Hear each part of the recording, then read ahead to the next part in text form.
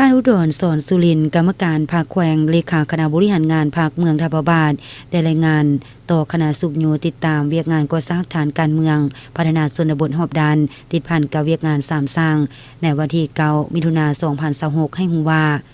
ได้ออกมาตีตกลงแต่งตั้งคณะพิสอบ4นำรวมแต่งตั้งซับซ้อนพนักงานลงก่อสร้างฐานการเมืองประจำปี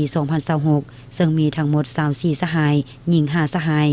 ในนั้นแม่นคณะประจำภาคเมืองเป็นหัวหน้าจุและประธานคณะกรรมการปกครองตาแซงเป็นรองจุมีหัวหน้าห้องการรองหัวหน้าห้องการเป็นคณะได้นำเอาเอกสารสำคัญต่างๆของภาคของรัฐลงเผยแพร่เสื่อมซึมให้องค์การปกครองบ้านและประชาชนระดับเฮาภายในเมืองได้26บ้านจัดฝึกอบรมหัดแอบวิชาพื้นฐานป้องกันตัวและวิชาศึกษาป้องกันศาสตร์ป้องกันความสงบให้นักเรียนมัธยมปลายโศก2025-2026สุ่มใส่แก้ไขปัญหา4เทือนและพันขยายเกาหัวข้อสัมมนาวิทยาศาสตร์ที่เป็นยุทธศาสตร์หันเข้าสู่หลวงเลิกทะละเกา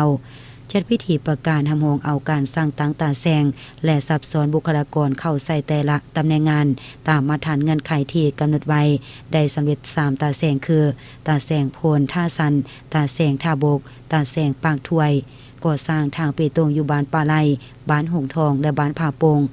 มีความยาวทั้งหมด 1,506 เมตรมูลค่า924ล้าน6แสนกว่ากีบปรับปรุงซ่อมแปลงถมดินแดงใส่ทางหอมบานสามัคคีใส่คุมถ้วยแบง3เส้นจำนวน168รถซึ่งรวมเป็นมูลค่า53ล้าน7แสนกีบโดยเป็นทุนสมทบของประชาชนเองสุขอยู่ส่งเสริมการผลิตเป็นสินค้าของประชาชน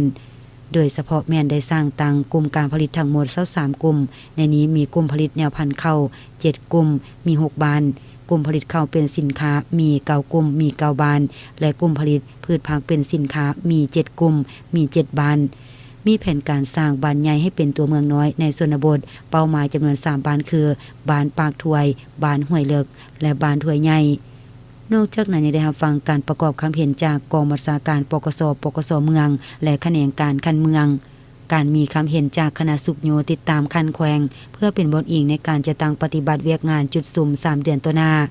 ในตอนท้ายทานเรือนวิไลจันทราพันธ์รองเลขาภาคแขวงผู้สินาเวียกงานการเมืองแนวคิดเวียกภาคพนักงานผู้ประจำการคณะสีนามเวียกงานก่อสร้างฐานการเมืองพัฒนาชนบทและเวียกงานสร้างคันแขวงได้ให้ทิศสีนามรายด้านเป็นต้นแม่นการปรับปรุงพระบทบาทอยู่คันตาแซงแบ่งคันคุ้มครองให้จะแจงเถื่อเวียกงานป้องกันศาสตร์ป้องกันความสงบทั่วปวงส่วนหอบดานสุ่มใส่แก้ไขปัญหา4เทือนให้ลดน้อยถอยลงติดพันกับการปฏิบัติ2วาระแห่งชาติคณะพิสอบทุกขั้นต้องมีความรับผิดชอบต่อการจะตั้งเมื่อในตอนบ่ายของวันเดียวกันคณะสุขโยติดตามเวียกงานก่อสร้างฐานการเมืองพัฒนาชนบทติดพันกับเวียกงาน3สร้างคันแขวงยังได้ลงสุขโยติดตามเวียกงานอยู่เมืองปากสันตื่มอีก